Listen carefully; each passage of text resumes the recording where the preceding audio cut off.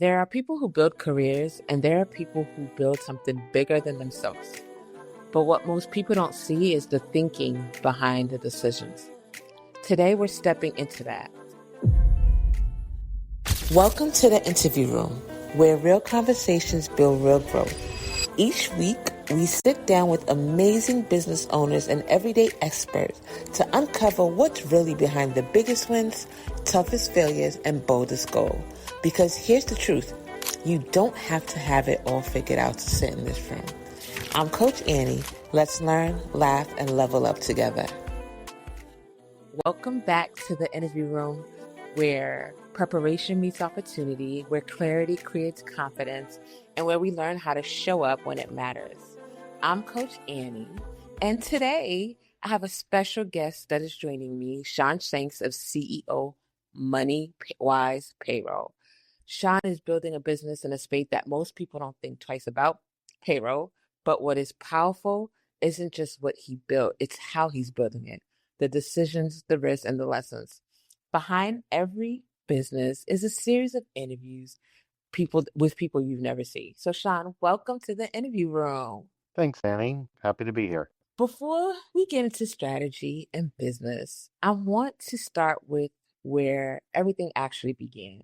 I know, just FYI, you guys, me and Sean has had an interesting conversation about his beginnings, and I want him to take it back to the beginning for us. Not just what you did, but how you were thinking at the time. Yeah, the truth of the matter is that I didn't start this business, right? I came to work in this business 25 years ago now, and I joke with everybody that I started in the mailroom, right? That because the very first thing I did was I signed tax returns for all 300 clients that we had at the time. And really what I did is I said, actually, I really like this business. I really like the people who are here, really like helping clients. And so I'm gonna learn every single bit and piece of this. And the original owner of the business, when the person he had managing it for him left, he came to me and said, "Hey, will you be my president and CEO?" I think I was 27, and I had no idea what it meant to run a business. But he put me in charge, and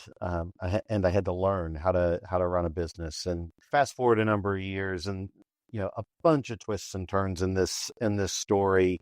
But ultimately, we got to a place where we were working really, really, really well together, and things were really, really good for the business. And then he passed away of a sudden heart attack, and his wife called me in the middle of the night. Yeah, that's never the call you want to get. This is the middle of a Saturday night. You get a call, and it's the wife of your business partner on the other end of the line, and she said, Sean Frank passed away, and I was devastated. And I went to see Jackie the next day, and right, we do all the normal things we do when you greet someone who's lost a loved one. And then Jackie pulled herself together and took me into the other room, and she said, "Okay, we got to talk about business. How much do I own? How much do you own? What's going on?" And I said, "Actually, Jackie, you own the whole thing." And she said, "Can we make pay?" Right. And then all of a sudden, here's a woman who was a school teacher who had no idea.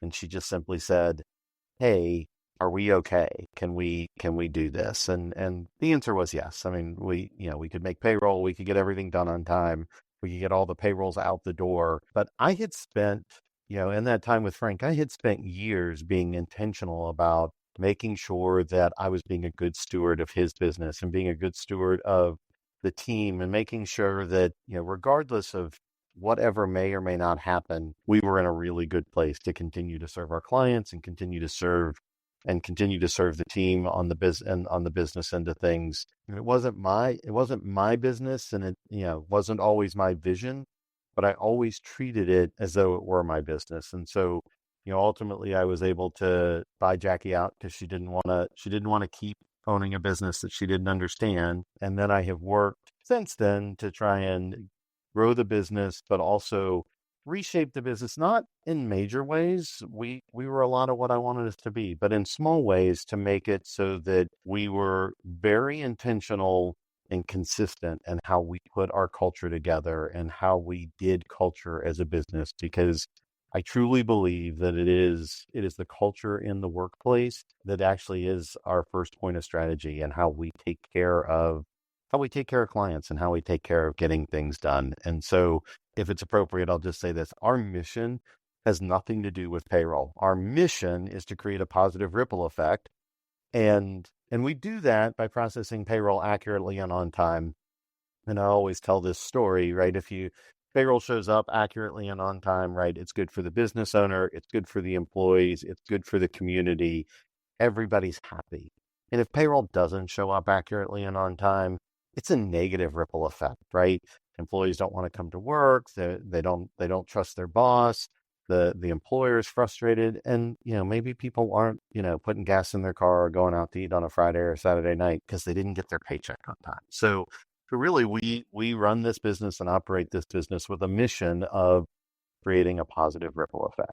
So you said something that actually caught my attention, which I didn't realize, that you became a CEO at the age of 27 from a business that you didn't even create or idea, but that was given to you because of the way you were such a good steward. And that stuck out to me because I think that as I'm looking at our millennials now and our folks that are coming out, they forget that, when you're a good steward, that also can position you and it puts you in position to reap and to inherit some of these benefits that that you did. Thinking about that, what's one decision early on that felt uncertain, but ended up shaping everything? Yeah, I mean, early on in my tenure as kind of the CEO of this business, and I use that term loosely, right? That was the official title, and we ultimately rolled that back because it didn't feel authentic and just said Mhm. president. But early on in my role as president and CEO,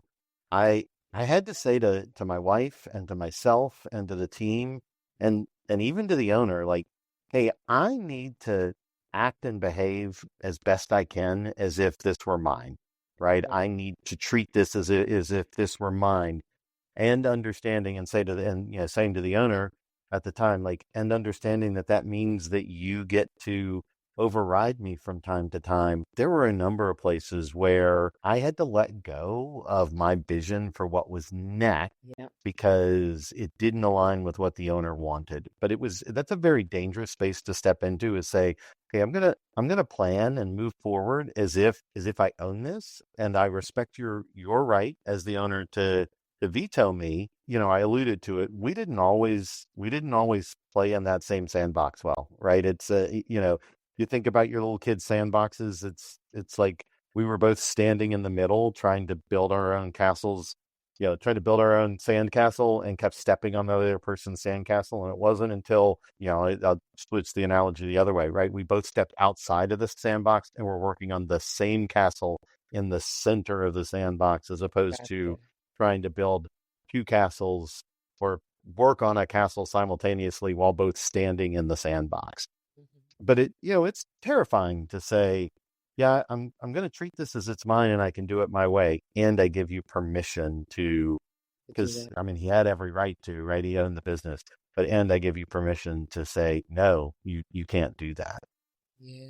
I think a lot of people miss opportunities because they don't recognize them. And as I hear you speak about just your transition into the business, how do you personally identify when something's worth pursuing? Like, how did you know that you wanted to treat it as your business? You were pursuing this because you could have went to any other role at any other time. You've gotten some experience. So how do you personally identify when something's worth pursuing? Yeah, that's a great question, Annie. And one of our mindsets here that we ask to be true, that we ask to be aligned for all of our employees, is this idea of live with a heart of service. That's probably the most important mindset to me. I grew up with a dad that really stressed servant leadership, that really, in order to be a good leader, you also had to be you had to be a good servant, a good steward for the people. And one of the things that's very true in payroll is that like, we pay 15,000 different people at 400 different companies, and all of them, they don't have a say in how we run the Right. business, but they all have a stake in how we do things. And so for me, identifying that this was something worth pursuing, I mean, partially, I knew the financials on the business side, right? We had constant recurring revenue because we charge for our services with every payroll. So, right, that's an awesome thing for us. Anybody who's got a weekly payroll, I'm getting paid. Our company's getting paid once a week. If it's a biweekly, it's every other week. But so the finances worked. But the other thing is it had to be for me. I had to find something that I believed in, that I truly wanted to do, and where I could serve people. And I'll tell a short funny story. I used to sell shoes. I used to sell Oh, women's shoes, okay. and one of the things that I loved about doing that is right. You find the right pair of shoes that fits a lady, and she feels really good about herself, right? Her feet are comfortable and they look good and they go with the outfit. And so that was a different kind of service, but I didn't want to sell shoes forever. And the kind of service I'm doing now in the business that we have now is really helping small businesses and helping the whole community just thrive. Wow, that's an interesting background to have. I hear you talk about servant leadership, and I've heard you say this, in this conversation in our previous. How coming from a CEO who now runs a business, that can be interpreted in different ways. Some people hear that as giving too much or even working for free. How do you define servant leadership in a way that's strong, sustainable, and does it diminish your value? Yeah, really great question. I think that, well, it's the idea, and you'll hear this in a lot of spaces and a lot of self-care spaces, right? If you ride on an airplane, they always tell you to put if the oxygen masks come down, and I've never been on a plane where this has happened, but if the oxygen masks come down out of the bulkhead, put yours on first before helping anybody next to you. And so the truth of the matter is as a servant leader, that doesn't actually have anything to do with whether or not we should bill for our, it actually has everything to do with whether or not we should bill for our value, right? Like just because I am taking the role of serving you, I still should acknowledge that the work that we do has full value. And actually, I'm being a terrible leader if I'm not fully committed to charging my clients for our product because that's how I pay my team, right? And so one Right. of the things that I need to do is make sure that any of our clients, any of our partner clients, they understand the value of what they're getting and why they're paying for what they're paying. And my team needs to understand the value of the work that they're doing because that creates a positive ripple effect as well. And so just because I preach a lot, and preach might be too strong a word, but just because I come from a position of wanting to say, the way that I lead is by trying to serve others. That doesn't mean that in any way am I trying to diminish my value or diminish the value of the work that we do, because if I lose sight of that, I'm actually not doing a really good job of leading either myself or my team. If I say, well, yeah, I'll do that for you for free. I'll do that for a discount. Like there's a place for discounts and there's a place for doing work that you maybe are doing at a discount or potentially doing some work for free, Right. or sharing some of your expertise for free. There's places for that, but that if you forget your value, if you're constantly doing that, you're actually not leading well, whether that's leading yourself or leading your team or leading your business. Right. I want to stay there for a second because leadership doesn't just live in what you say, it shows up in your team's experience every day. So, how would you describe the culture you're intentionally building at Moneywise Payroll, and what were you not willing to compromise to create that? Yeah, that's a really good question. And I'll say this, for a long time, we compromised everything. That's strong. But we allowed people who weren't particularly happy, who didn't come to work with a heart of service, who didn't have a desire for excellence. We allowed them to continue to work here because they were really good at getting payrolls out the door or really good at some job function. And at some point, after I owned the business and I had taken my entire life savings and put it into the business, I was unhappy coming to work. I was like, I don't want to go into this business that I own. And it was around that time that I met a colleague who ultimately introduced me to the man who was my business coach, and we started talking about culture. And so the thing at this point that we're not willing to compromise is every person we hire has to be aligned with our mission, that to create a positive ripple effect, and also has to be aligned with our core mindsets. And when we do our quarterly performance coaching with our team saying, hey, did you meet the result that you own? And do you fit with our culture, within our mindsets? We grade them on those mindsets every single quarter. We're constantly looking at it, and we grade them on the results that they own. Are they meeting what we think it looks like to rock out, to rock their job? But so our mindsets include some very simple things, right? Already said, live for the heart of service. The fun one is don't be a jerk, love your work, do the right thing I every love that. time. Don't work Yeah. like you were. Yeah. Don't be a jerk, love your work, right?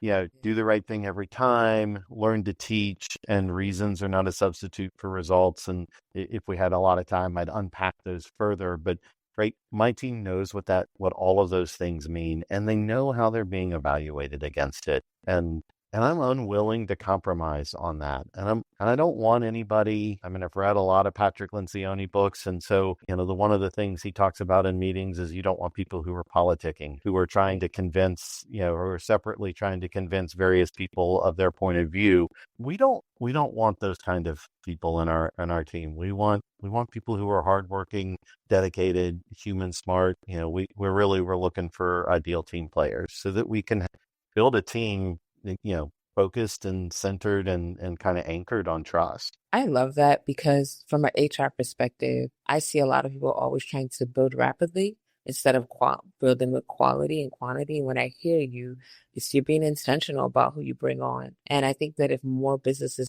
do that in the long run, it may take time at the beginning, but it actually saves you so much more money and so much more headache within your culture. I've Yeah. seen cultures as they grow lose value. I was part of a company that I walked into day one, the best culture I've ever seen in my life. And I will still to this day say that when I entered. But then when I left, I have no idea what happened between the change of ownership and all the different things. So thinking along those lines, as you're building and you're growing, how do you protect the culture as it grows? How do you protect that? I've alluded to it a little bit, right? It Yeah, you have. it requires constant attention, right? So we do quarterly performance coaching. So we sit with every member of the team quarterly to review what they're doing. We have adopted and embraced feedback, a process we call feedback on the spot. Everybody has a little green book on their desk that has the process for how I we love give that. Feedback either, on the spot. You guys can't say yeah, that. Here's a feedback on the spot. yeah, that talks about how if you're giving positive feedback on the spot, how to give it if you're the person giving it out. It also talks about how to receive it, right? Because we're all bad at receiving compliments. And so this talks about how to receive, the posture you should be in is the one receiving the feedback on the spot. And then and particularly good feedback on the spot, the praise. But then it also talks about how to do, what we call important feedback, or, we can think of as difficult feedback, right? The things that might be harder to share. It talks about how to give that feedback and also how to receive that feedback so that we can support each other well. And those are the ways in which you kind of protect culture. And then, we have, I, I've said this, Annie, in the talk that you heard me give, but we have kind of a truism here where we hire slow and we fire quickly. And that doesn't mean that, we don't go through a real process, but we if somebody doesn't fit, if we see that somebody is either not aligned with our mindsets or not aligned with the results that they own, they immediately go into our intensive coaching, right? And we call it ICU, intensive coaching unit. And instead of getting coached up every 90 days, they're talking to their supervisor every day, and they're going through a formal review every 30 days. And the goal of that is to have them improve their performance, move up, or to counsel them out within 90 days, right? The goal on intensive coaching is up or out in 90 days. And part of it is we need to think about our business not as a family, although there are a lot of things that feel like family dynamics in our business, but more of as a team. And we can love or hate any championship team out there, but at the beginning of any particular season, the goal the goal of a championship team of a of a sports team is to win the championship, and everybody's aligned with winning the championship. You might not be best friends with those guys, although we know have stories of a lot of those guys being friends, but people need to be in line with the result of winning and not out just for themselves. And, we see it time and time again, right? Dennis Rodman, reined in portions of his character that were not conducive to the Bulls winning championships Right. and used the portions that were to help win the championship. Terrell Totally. Owens was a completely different receiver at the end of his career when he was with New England Patriots than he Right. was earlier in his He- career. He Very was different. bought into the team. I mean, still just as talented, right? But a different kind of player. And you would see it the reverse side. Think of some of the high end receivers that have left teams that are culture first, like the Pittsburgh Steelers, and you see them go. You see some of those players go get a big payday. San Antonio Holmes, some of those guys, and they don't do particularly well outside the culture. So the thing here that we remind, we all want to think about our work team as our work family.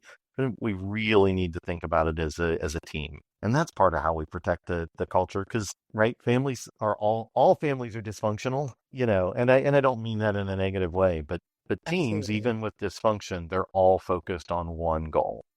Right. I love that you said that. It's funny because I posted something on my social media about that the difference between family and work and how that could give different messaging.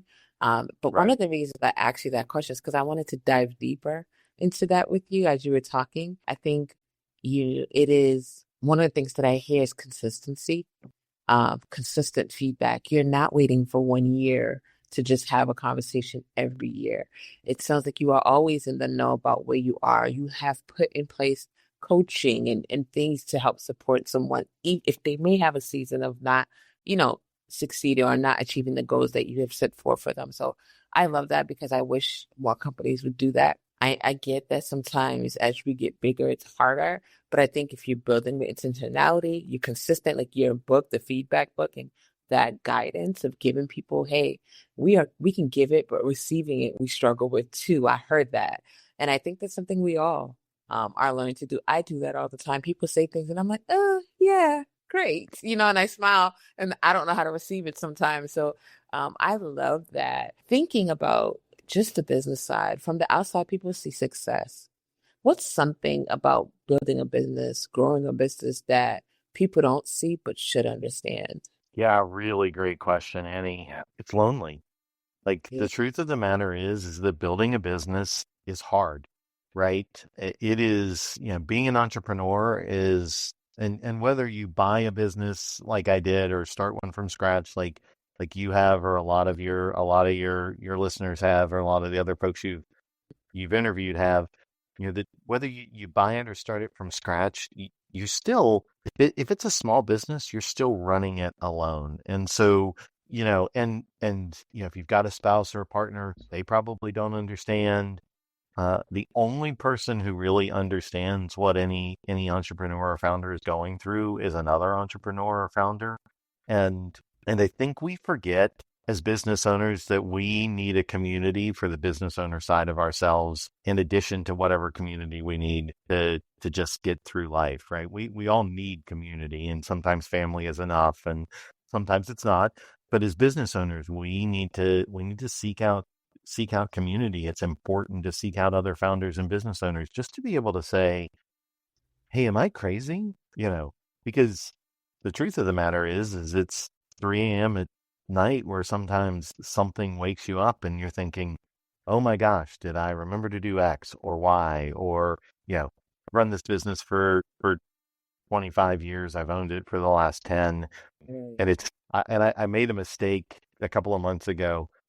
My day got away from me, and it was the day I was supposed to process payroll for my team. This is the first time in 20 years that I forgot, right? The cobbler has no shoes. I forgot to pay my team, and I was in tears. I called every single one of my employees at home to say, hey, I screwed up. I'll be on it first thing in the morning, and we'll do a same day ACH. And everybody got paid on payday because there are means to do that. But there's just as a business owner, you're holding a lot. As an entrepreneur, you're holding a lot. And I don't think a lot of people understand how lonely it is. If you don't develop community, you really are navigating alone. Yeah.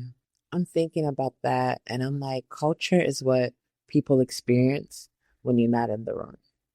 Listening to what you're Hmm. saying. Servant leadership is how you show up when you are. And community is what makes people stay. That's kind of like what I'm hearing as you're talking throughout this whole thing. So, as we're getting ready to wrap up, there are signature questions that I always love to ask my guests. And it's, what season are you in right now?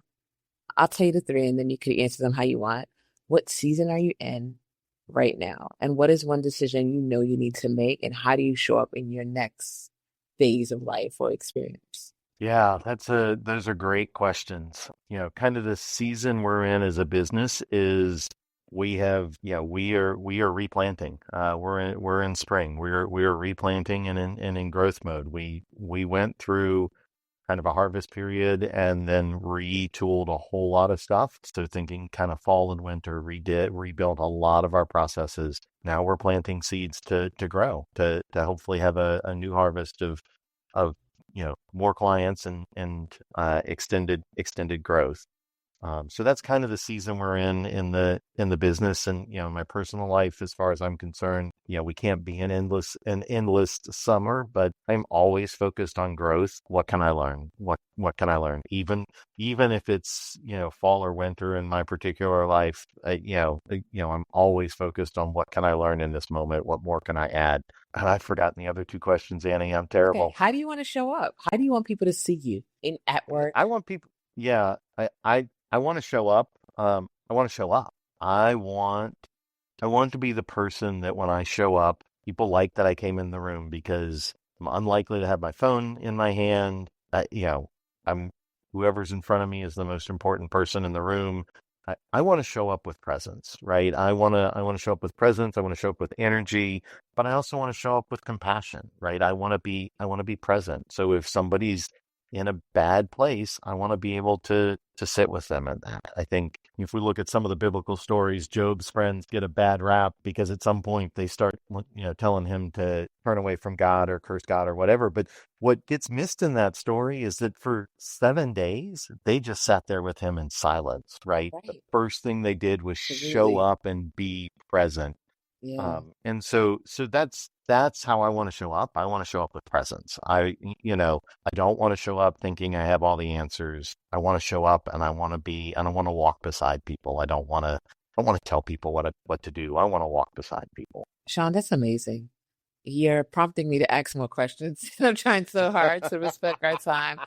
So, but I will say this for someone who's talented, who's listening, because we have a lot of people who are entrepreneurs, people who want to be entrepreneurs, who are people thinking about, career growth, everything in every area. So my really final last question, I promise, is for someone who's talented, capable, but not yet moving, like what would you tell them to focus on right now? Oh, what a really great question. Three things.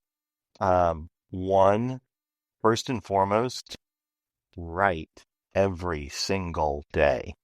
And I Yes. don't mean typewrite. I mean, buy a legal pad, I buy a notebook, start writing down your ideas, journal, talk about, write what you're afraid of, what you're excited about. Start writing down your ideas. Guard that with your life because, right, if you start writing down your business ideas in it, you don't want anybody to get a hold of that. Two, and this is going to sound weird, but immediately start prioritizing your physical health. Because the truth of the matter is starting a business is and running a business is a marathon. And for most founders and entrepreneurs, they are the limiting factor. So, immediately put into place habits that give you strength and energy and the ability to stay focused and on task. And, you know, sleep is important. Food is important. Regular movement is important, whether that looks like exercise or not. All of that is important. And your business is only as good as you are physically. And then the third thing is always read. Be willing to learn. And it counts. Audiobooks count, right? Audiobooks count. Listening to podcasts like this count, go out there and consume knowledge because, and then make notes, right? That goes back to writing, right? Go out and consume knowledge because you can't become a great leader if you don't read the wisdom of the ages. And I say over and over again, there's nothing new under the sun. There's no new wisdom, but it's all packaged a little differently. So keep reading, keep learning, because you'll probably hear the same thing a slightly different way a dozen times, and that's how you start to figure out, like, oh, when I do this, I want it to look. That's kind of where "Don't Be a Jerk, Love Your Work" came from. Was this sense of you know reading a couple of different things and being like, yeah, this is how we. I mean, the phraseology came from an employee, but like, yeah, that's exactly how we want to think about this. We don't want people to be a negative Nelly or a jerk in the office. We want them to just come in and embrace their work and love it. So those are the things, right? Start writing, take care of your physical health, and read, because that's how you're going to grow your ideas. And then find a coach, a mentor, somebody to Absolutely. bounce those ideas off of. That's Absolutely. kind of the bonus point. Once you start to put something together, find a coach. You know, even somebody like you, Coach Annie, right? You help people get better at their own jobs, but you know, find somebody you trust that you can bounce those ideas off. Absolutely. Well, Sean, first, thank you for your time.